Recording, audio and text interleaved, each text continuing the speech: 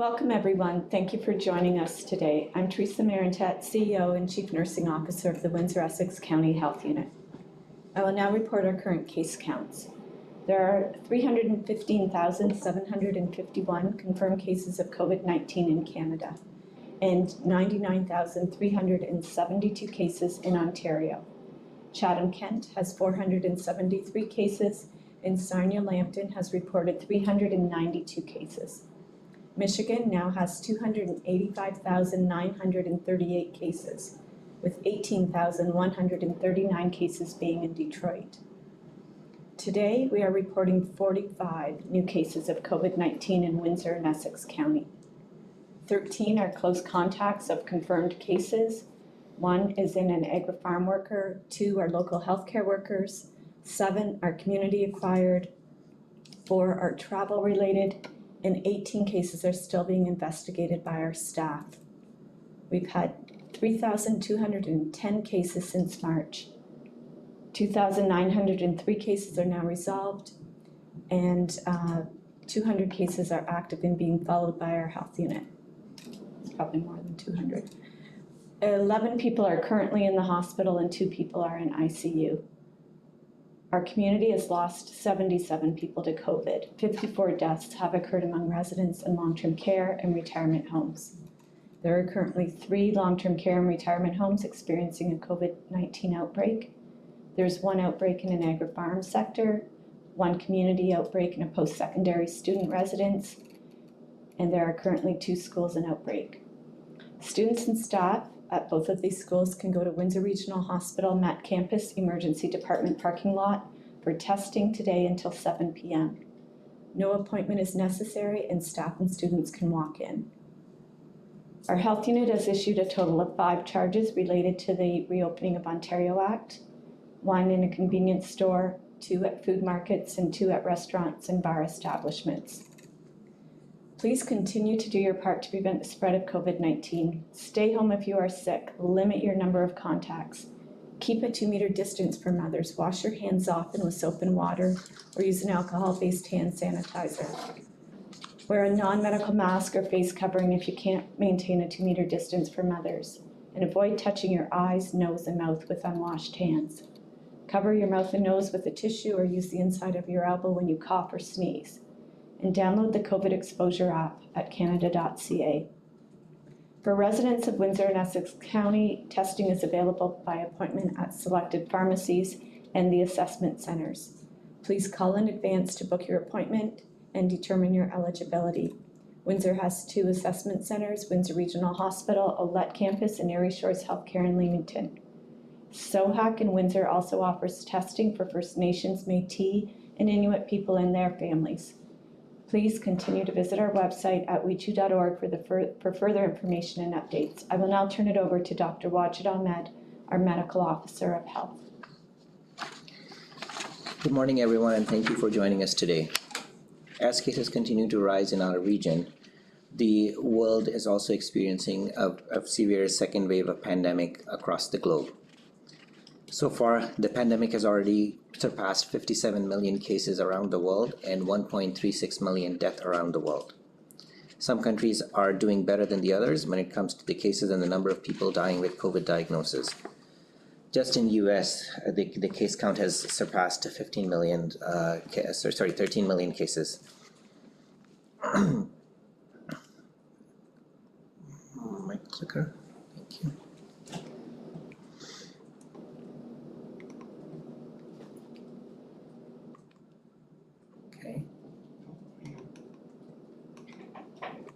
Time. Okay, thank you. Sorry about that.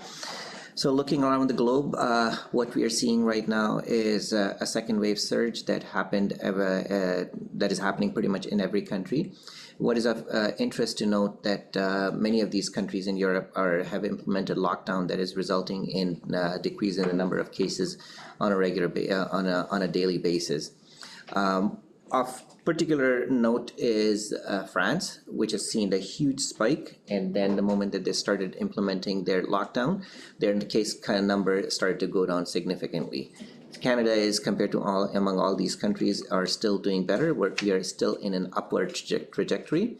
and that we need to take more action to bring it down further to a level that we can manage in our country.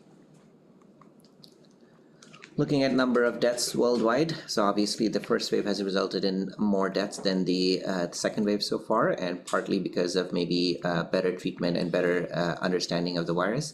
And overall, Canada is still, the death rates per million is increasing, and that needs to come down as well, given that many of these areas are seeing surge at this time, and death is definitely a lagging indicator. So whatever cases we are seeing, we will see some of these impacts of these cases in hospitalization and death after some period of time. Looking at just focusing on Ontario, as we can see, the first wave was resulted in on an average of close to 500, 600 cases a day, and we are exceeding that number in the second wave with cases now coming close to 1,200, 1,300 cases every day, and even touching 1,500 cases at one instant. Looking at local epidemiology, this is what it looks like for all the cases that we have seen in Windsor-Essex. We have seen significant virus activity in the month of July, and then it started to slow down. We are starting to see a huge uptick since the beginning of this month. Could be partly because of the effect of Halloween and post-Halloween parties and continuing to spread in the community. That definitely requires everyone's attention. And this is what the picture looks like. I'm focusing just on the timeline since September, and as we can see, the activities are mainly in the month of November with high number of cases, daily cases every day. Looking at a bit closer in November, when we're trying to differentiate between agri-farm versus non-agri-farm cases, the first wave we have seen many cases that were coming from agri-farm. In this wave, we have one agri-farm that is currently under outbreak, but the case counts, as we can see, is right here. But on top of that, we are also seeing many cases that are not related to agri-farm. So majority of our cases are non-agri-farm related at this time, and resulting in widespread community risk and transmission that we are seeing, including some of the outbreak that we are seeing in the school setting. Looking at a 7-day moving average, this is what the picture looks like. Obviously, our 7-day moving average in the past was significantly high, but we are also reporting a high number of cases in the last few days, which is not necessarily captured in this particular graph because of the delay in analyzing these data. But just for this week, we can anticipate our 7-day moving average will significantly increase with the cases that we are reporting today, with the cases that we reported yesterday and in the last few days. When it comes to COVID-19 hospitalization, we are already starting to see an uptick in the number of cases in the month of November. We've had a pretty good run in the month of October with low to minimum hospitalization of COVID-related cases in Windsor-Essex, but that number is increasing, and so with resulting impact. So this is what the close-up looks like starting from September. But as a result of that impact, COVID-19 hospitalization 14-day average, we can see it started to increase in the month of November.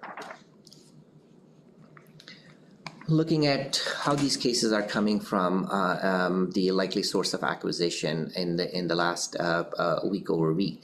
So we can see yellow is representing the community cases, contacts related cases are in the green, and also travel related cases we are seeing in the last few days. And as we can see, week 47 does not capture the last few days of data that we are reporting, which is significantly high, and that would change the number quite significantly next week when we have full data for the week 47. But what we can see is the travel related cases and the number of close contacts, all of those are concerning because we are still in the middle of the pandemic, and seeing cases as a result of travel, whether we are talking about travel related to essential work in Michigan, or whether we're talking about travel related for leisure reasons for many people that we are seeing right now.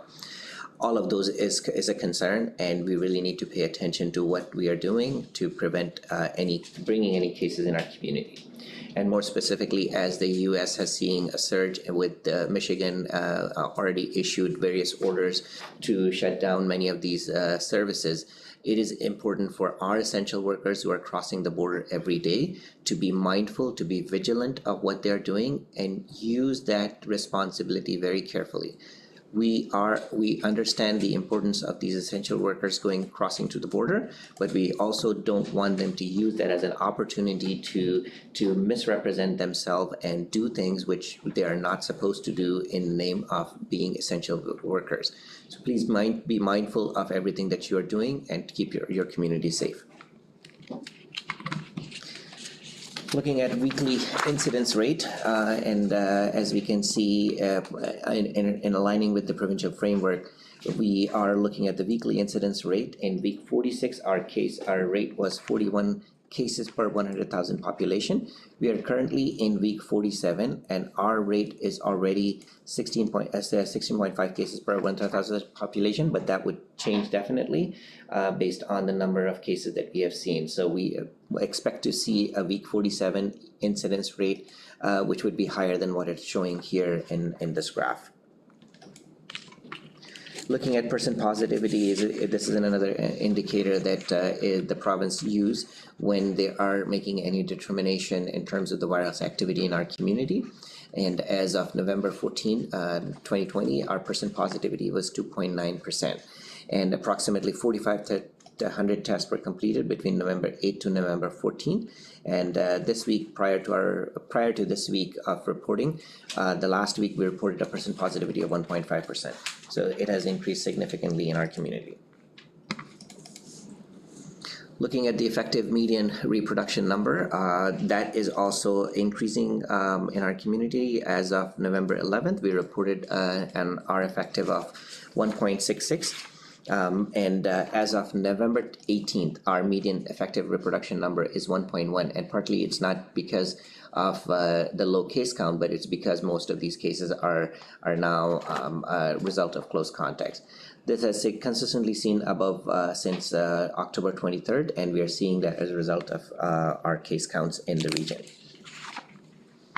Looking at COVID-19 outbreaks in all settings, and as of November 19th, we have 7 outbreaks that are in the community. And while a contained outbreak, if we have, may not necessarily be a threat to the community, but can require more community resources to manage. And we are seeing that from our health system partners, and even managing these cases in the school system is also impacting public health's ability to reach out and follow up all those people. On the other hand, if we have an uncontrolled outbreak, which one also leads to and potentially spill over to the community and pose a greater risk to the community, not only from a managing outbreak perspective, but also from a case and contact management perspective. Looking at the COVID-19 cases acquired in the community based on the 7-day moving average, and as of November 17, 13% of our cases are acquired in the community, but having the large number of cases resulting from close contact is signaling the need for people to minimize their number of close contacts, and also minimize the social gatherings that we are seeing right now, which is resulting in widespread spread of COVID-19 in our community. So those are the key areas that we have to really focus on, identifying our close contacts and not having any of these social gatherings that we are seeing, which is contributing to the spread of the disease. To show the breakdown, this is what it looks like. Our cases in the community are from all the various aspects, including close contacts, which could be due to social gatherings, household contacts once they imported the case into their homes, and outbreak that are related in all settings, travel from outside of Ontario and from the community where the source is known. So as we can see, the source of this transmission is in the last few days is largely linked with the outbreak. But when you're looking at the close contacts, those are the green ones, which are resulting from the typically from social gatherings, and then bringing inside their home, and then affecting their household context, which is in yellow. And then the community spread is represented in red. So we are seeing spread in all these different directions. That's why we need more broader measures to control and contain the spread, as we can see in our community. We have implemented a number of measures last week, and we have been in contact with all our municipalities to do a better enforcement to ensure that people are complying with the requirement and regulations to keep our case numbers down. But with this rate in the cases increasing rapidly, we are at a risk of overwhelming not only our healthcare system, but also on track to see more and more complications associated with COVID, and potentially some deaths in our community as well. So this particular graph focused more on the last 7 days, because obviously every time when we are reporting these cases, we talk about how many of them are close contacts, household contacts, outbreak, and how many of them are under investigation. So combining with the last graph and this graph, this is one way to provide you with the most up-to-date understanding of where these cases are coming from. Looking at our health system capacity as of November 17th is reported to be at 92%, but recognizing that many of the cases, when they start to show up in the hospital, they need some isolation rooms, and with the limited number of isolation rooms, even though it's saying it may show up as 92%, but the actual limitation to admit new patient could be even higher than this. When we're talking about intensive care bed capacity, it's also approaching to a level which can be a concern for the community at close to 80%, triggering the need that if there is more need for these ICU beds, the system will be pressed for that. When it comes to ventilator bed capacity, we are at 40% right now, and we do have some capacity, but obviously it can change very quickly with more cases in the hospital system. Looking at public health capacity, currently there are only 75% of our cases that are currently being contacted within 1 day of being reported to public health. This includes reaching out to the case, but being unable to get a hold of them. And it takes time for back and forth to connect with them and to get the information that we need to do case and contact management. With the high number of cases being reported daily, it is really taxing the staff at the health unit to do all of that contact tracing. And on top of that, if every one of us have more than 10-15 close contacts, it even limits our ability. So one of the messages that we have always been talking about since the beginning of this pandemic is to limit the number of close contacts, and that this is now even more than important now with the high number of cases in our community, to limit our number of close contacts, because you never know who is infected and how you can put yourself at risk. Even though, and again, it's not a reflection that they're doing it intentionally. They may not even know, and they are there, and they can still be infectious, as we know, at least 48 hours prior to their symptom onset. So if you are with them, you could potentially be exposed and then could develop the disease. So the key message still is limit the number of your close contacts, avoid all social gatherings as possible.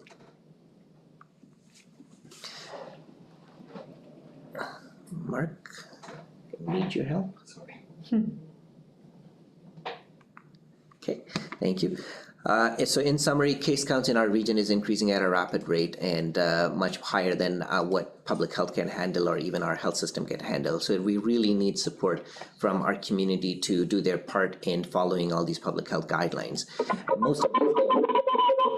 Most of these new cases are resulting from close contacts, and as we have said many times, that despite everything, that every measure that we put together, we can do closures, we can talk about implementing, enforcing, and everything. But at the end of the day, it's us who has to follow all these public health measures. And even though 90% of the people are following, if 10% of the people are not following, that they can result in a significant widespread transmission of COVID-19. So it has to be all of us.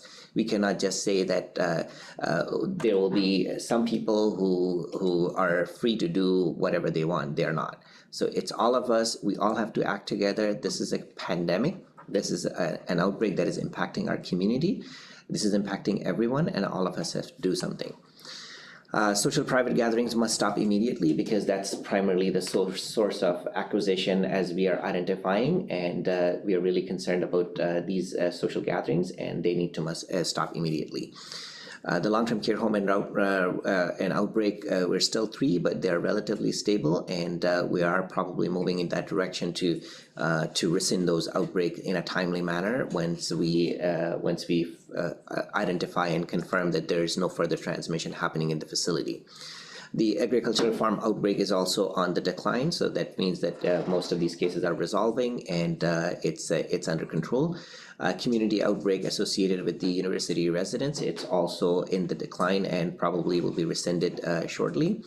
We still have 2 schools that are in outbreak, and there are a number of schools that are currently being investigated with a number of cases, which is a concern, and we are at a risk of maybe identifying another outbreaks in other schools. So please be vigilant when you're sending your kids to school to do all those checks and ensuring that everyone is following all these measures to keep our schools safe. Enforcement of COVID-19, we talked about it, is very critical to contain the spread, but at the end of the day, it is us. We, as the community members, have to step up and do our part. And we need stronger action this time around to control disease spread in the community. Otherwise, we are at a risk of overwhelming the entire community with the spread and putting everyone at risk. Thank you.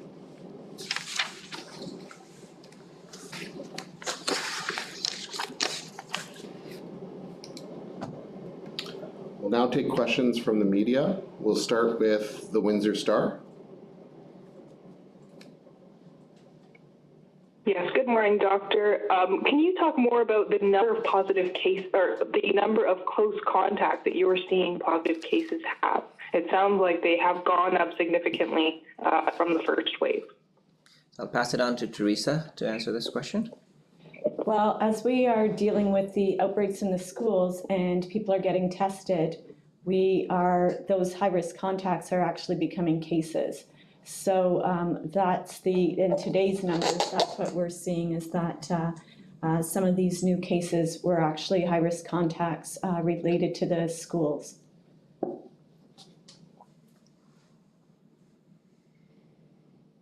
But it sounds like the number of close contacts that people are having in general is more. That people may think that they're only coming in close contact with 2 or 3 people, but it sounds like case and contact management are having to contact 15 close contacts. Can you comment on that? Yeah, so that's a question that Taylor, I asked my epi yesterday, and I will share that information. But that's the on an average. That's what I said, that maybe now they need to contact more than 10 people every time that they're making phone calls, and part of that is because, as we know, people are working. People are having some of these social gatherings, and all of those are complicating it. I don't have an exact number to pinpoint and tell you how many on an average we are seeing, but we can definitely share that information. But this is, I guess, more of what we are noticing right now, the number of contacts and the amount of time it's taking our staff to go through all these contacts and providing them with the recommendations.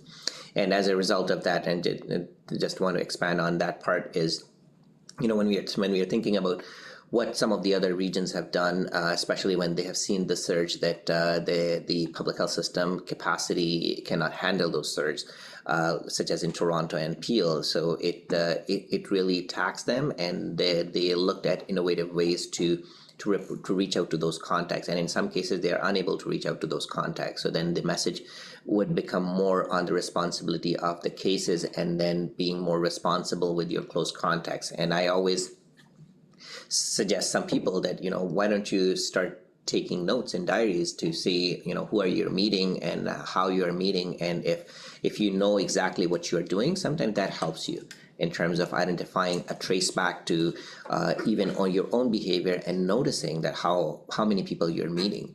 It can be a useful tool, but in terms of the specific numbers, we'll try to get that number to you on Monday. And more generally, it sounds to me like there's potential, people have the ability to reduce the number of close contacts they have, but they're not all necessary. So can you comment on why that's important? Well, it is important that, as you mentioned, and going back to your example, so let's say if I'm having a small party in my room, I'm in my home, and I am thinking, okay, I'm just inviting these 5 people. That's it. Like, these are my close contact, and that's it.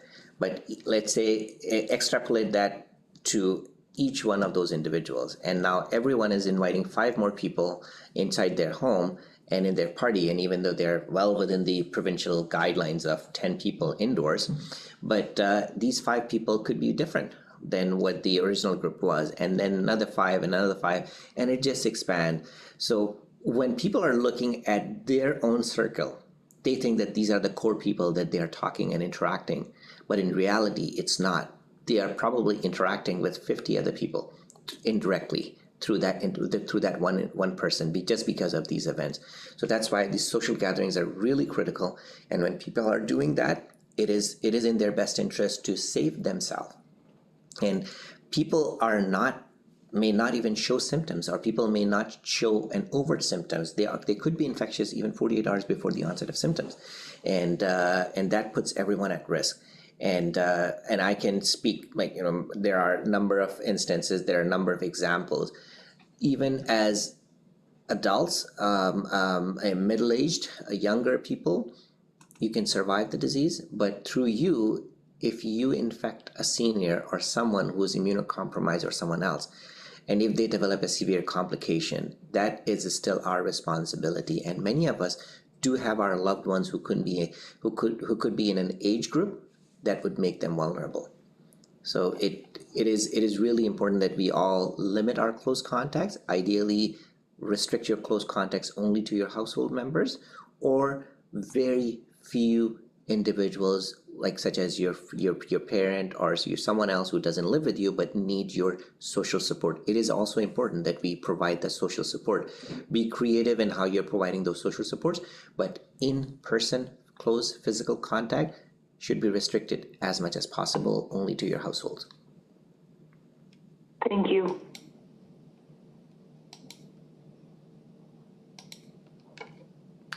We'll now take questions from AM 800. Hi, Dr. Ahmed. I'm just wondering, the City of Windsor has sent out a release this morning saying that starting Monday, it is starting a proactive bylaw enforcement blitz. I'm wondering if the health unit will take any part in this, or if you will be doing any of your own additional monitoring. So our team has organized some of these conversation with the city, the bylaws, and not only for City of Windsor, but also for the other municipalities as well. So we are participating in a joint enforcement blitz, and hoping that when all of us are working together, we can identify and clarify whose roles and responsibility and jurisdiction many of these enforcement pieces comes in. So yeah, to answer your question, yes, we are participating in that. In fact, many of these initiatives we are leading that. And when it comes to the blitz and the enforcement, is it going to be random, do you know, or are there places that you've already received complaints about that you'll be starting out at, or how will that work? So it would be a combination of that. Obviously, when we are receiving complaints, so that means that those are the high-risk premises that we really want to pay attention to, but also don't want it to be just the same people that we are always visiting. We also want to make sure that everyone else who are generally complying, they still continue to comply. And when these enforcement blitz are happening, obviously the focus is to prevent that from happening. It has nothing to do with, there's no personal gain, there's no organizational gain associated with finding these people. It's just to sending out a clear message. And people, sometimes you have to use these type of incentives or disincentives, if you want to call, to get the compliance. And we are really hoping that we take it seriously. We are at a risk of thinking about everything that we have right now, and how we can save our community before going into a lockdown. So all of this effort is to keep us open and to make sure that we keep our community safe. Okay, thank you. Any questions from CBC? Yes, hi, Dr. Ahmed. Are there any lessons from other regions in Ontario, like Peel, York, and Toronto, that we can apply here to prevent us from heading down the road that they're on? I think today they're expecting to get more of those restrictions, maybe even a further lockdown. Well, some of the lessons that we are learning, we are already trying to implement it here. And what we have talked about is, and not only just from Peel, Toronto, and other places, early intervention helps.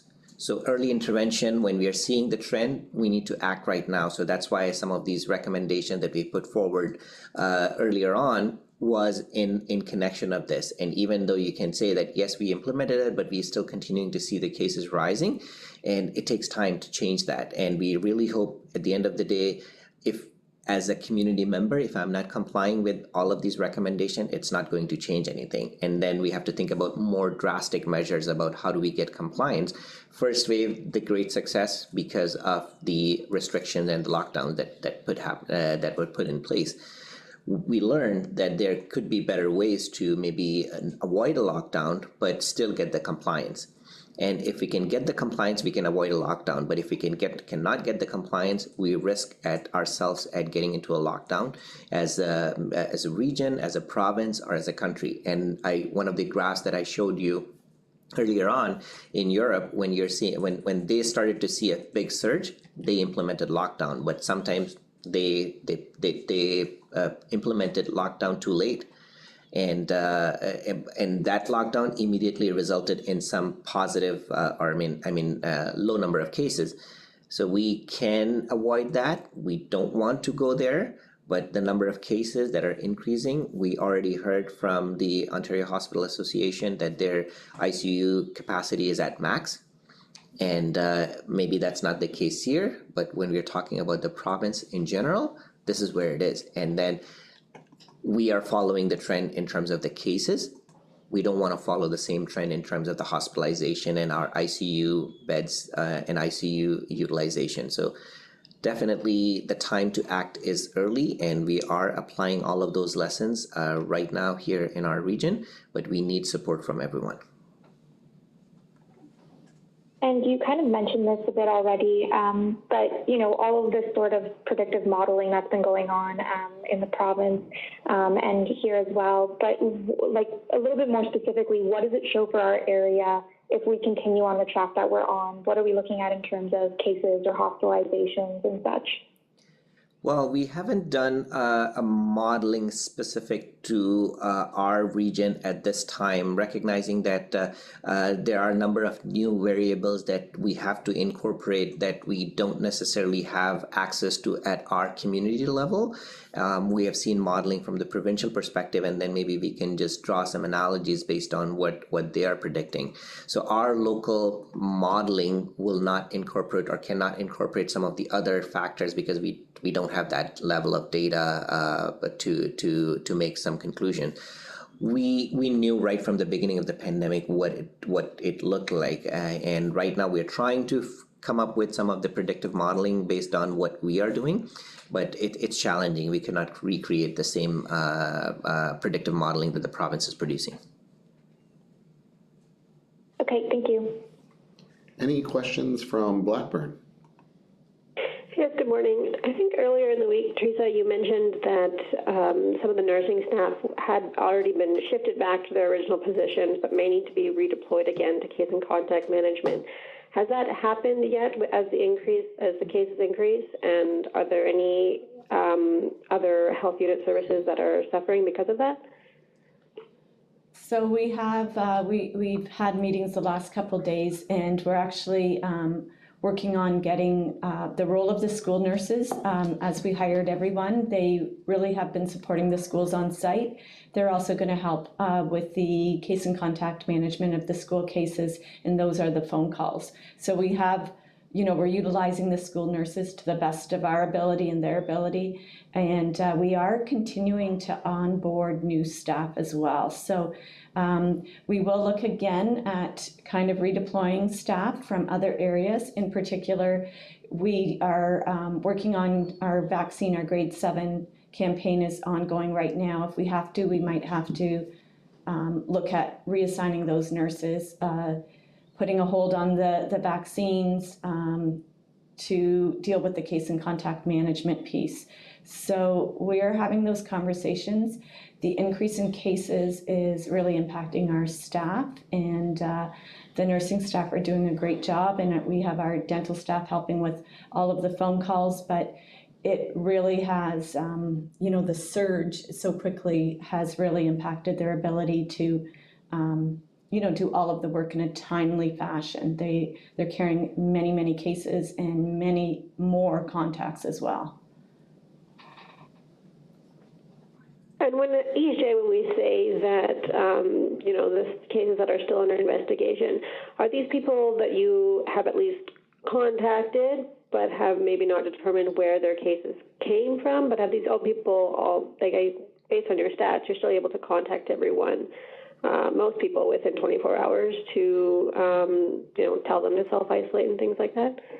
So when we're reporting that cases are under investigation, it just means that we either haven't, actually made contact with them at that point, or that we're still conducting the interview. So the case interviews can take quite a while. They can take like over an hour or more, depending on, the acquisition, where, how many contacts they've had, because in that interview, you're also getting their list of high-risk contacts.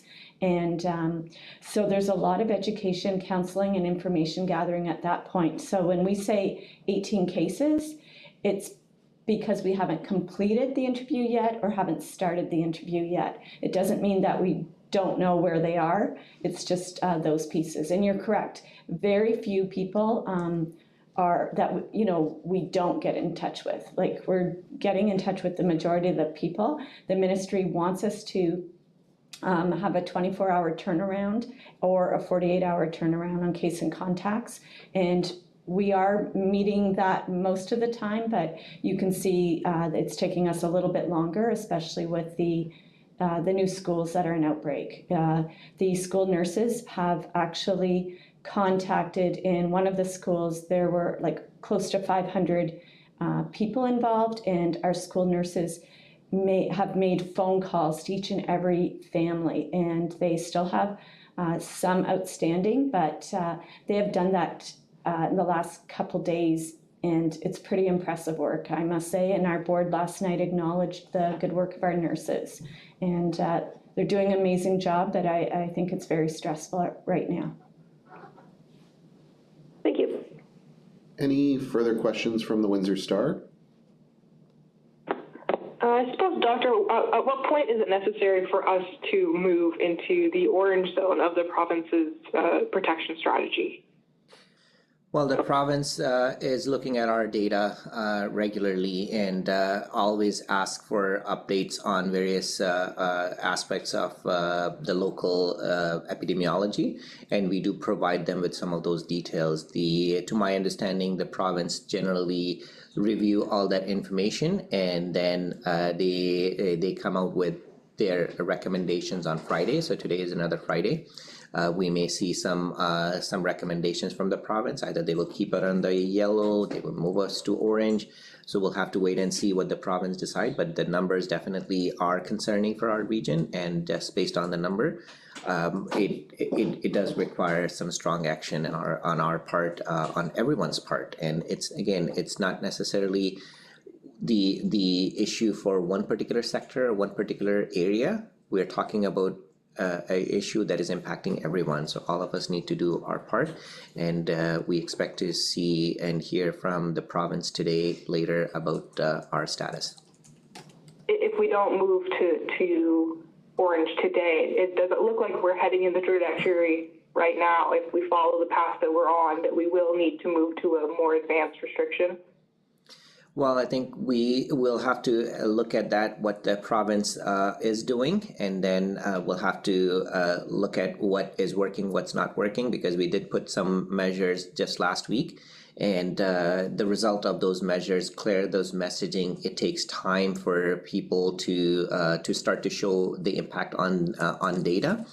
So we are watching that, and if needed, if more restrictions are needed, if more action is needed to control and limit the spread, we will do that, and we'll continue to update the community.